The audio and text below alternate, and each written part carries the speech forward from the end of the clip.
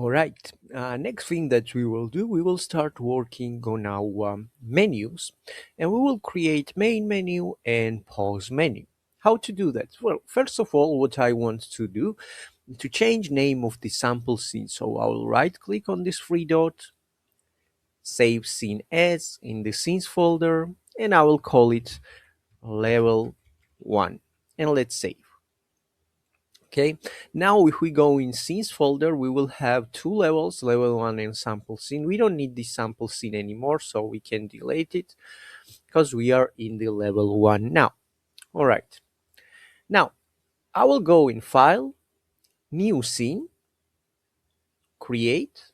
Okay, and we have new scene here. Let's right click on this three dots, save scene in the scenes folder. Let's call this one main menu, and let's save. Yeah, save. Okay, we have main menu. Now we will create UI elements, obviously. So let's create some background. Since we don't have any background, let's use some image, UI image. I will select these anchor points. I will hold down Alt and this last one stretch. Now, if you have image, you can put it in the source image components, but I will just put some black image for now as a background. And well, what we need? We need to have some text element to say name of the game, obviously. So in the canvas, let's right click, UI, legacy text. Let's go in scene view. Let's select text, hit F to zoom in.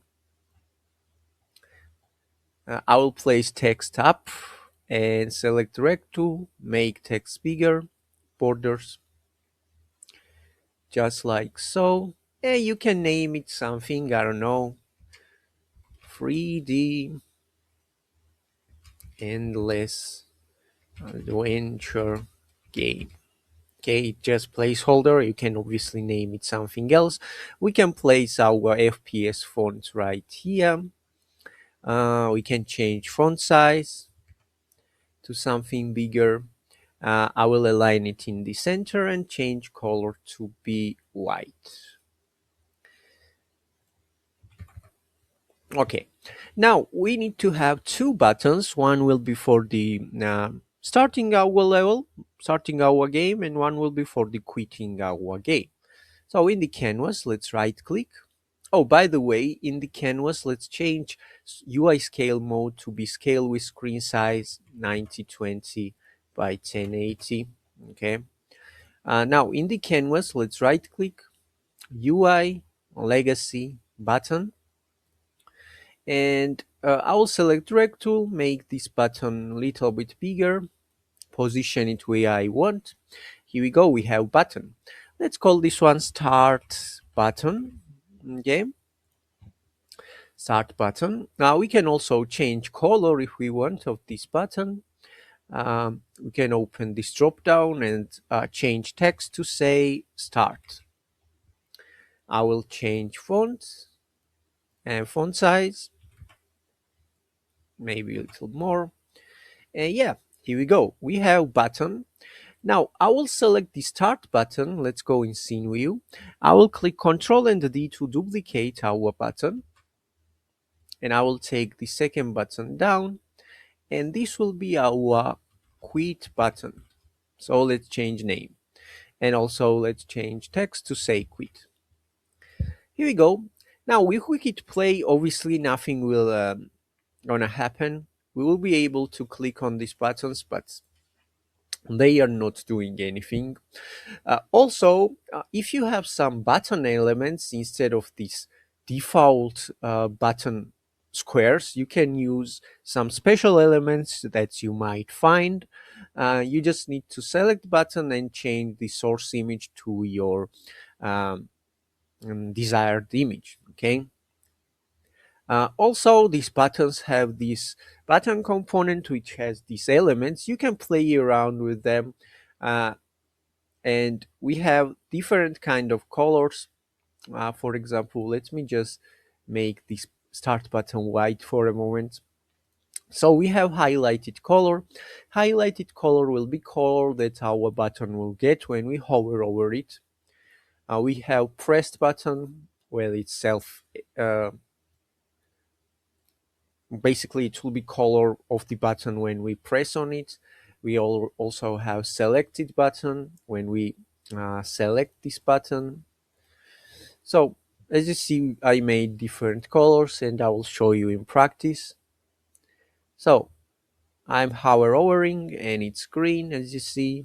I'm touching, it's blue, and now it's selected, so it's purple. So you can play around with those colors, and you can change them. I will not do it. I will just change color back again. And now, since we have two buttons, we will need to have two public functions, one for each button. And then we will be able to connect our function with our buttons. For that, we will need to have script. So let's go and create script with the name of menu. Okay, I'll let it compile. And before we do our coding part, I will explain you one more detail. Let me talk about scene manager. Since we want to transition between levels, for example, when we click start button, we want to go in level 1. We will need to have we will need help of a Unity scene management. So if we go in file, build profiles, scene list, we have the scene list right here. If you have something, just remove it. And basically in the scenes list, we should have everything that we want to be part of our final project. Right now, because it's empty, we can click add open scenes. It will add main menu. I will remove the sample scene. And also we should add our level 1. So let's go in the scenes folder. Where is our scenes folder? Here it is. And let's drop level 1 right here. Also, organization matters here. Main menu obviously should be first and then should come our levels. And note that they have index numbers right here, 0 and 1. We can use those index numbers to transition in our desired level. For example, if we want to go in level 1, we can tell Unity to load scene with the index number of 1. Or if we want to go in main menu, we can tell Unity to load scene with the index number of 0. Very, very simple. Okay, but make sure that you add main menu in level 1 here. And now let's go and open our script. And up top, I will say using Unity Engine .scene management to import libraries for it. Okay, and I will create two public functions: public void game start, let's say, and also I will create public void leave game.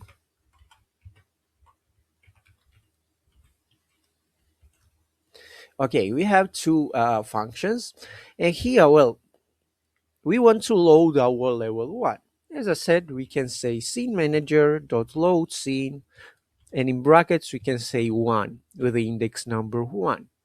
For the leave game, it's also very simple. We just need to say application dot quit semicolon, and it will work. Problem is that quit button is not working in Unity editor, but it will work when we build our game to play it on our PC or laptop.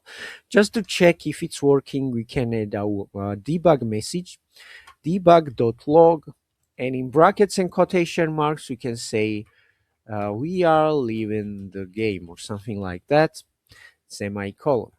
Basically, when we click our quit button, if we see this message, it means that everything is fine.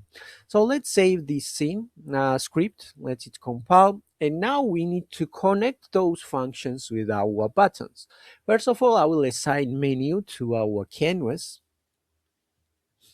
And now let's select start button. Let's scroll all the way, and here we have on-click events. We can click plus, and here where it says none, we should drop canvas because our canvas has script. Okay, let's select this drop down, and we will find name of the script, which is menu, and function name, which is game start. And now game start is connected with our start button. Let's do same for the quit, plus, drop canvas, menu, and leave game. Now let's save this scene and let's press play. First of all, I will check quit button. Let's click quit, and if we go in console view, you see we have message, so it means that it's working. Now let's click start, and here we go, our game has started. Very nice, it means that our menu is working. Now let's go and create pause system. For that, let's load our let's go in scene view, and let's go in the level 1. Okay, and in the canvas, where is our canvas?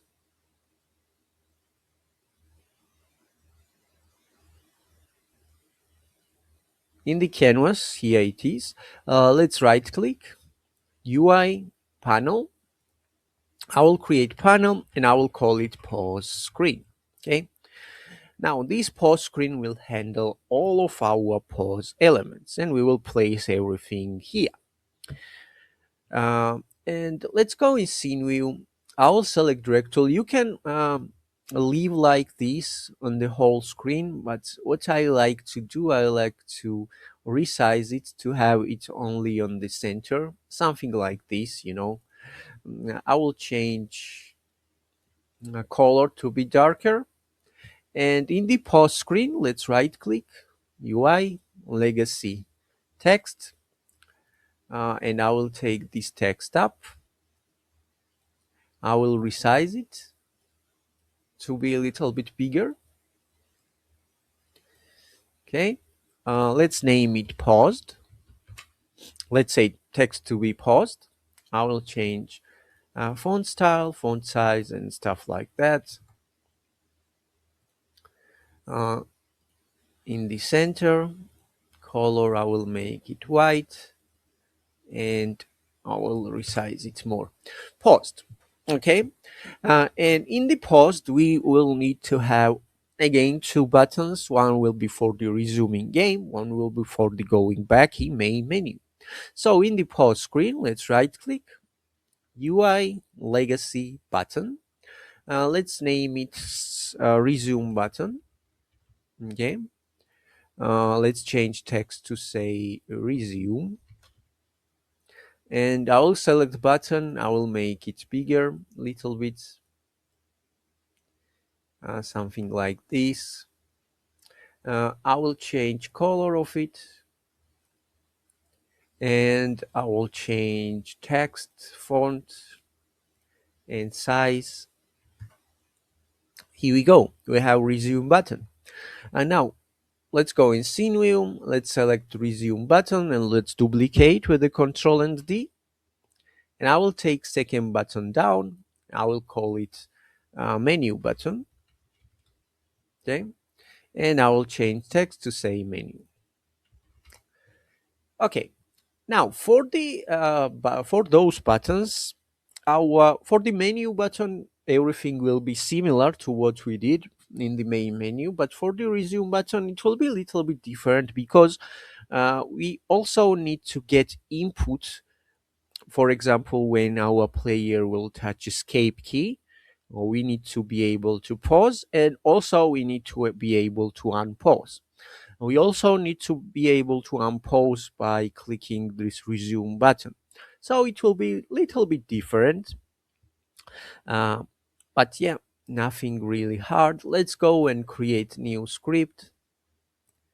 Let's call this one pause. Let it compile.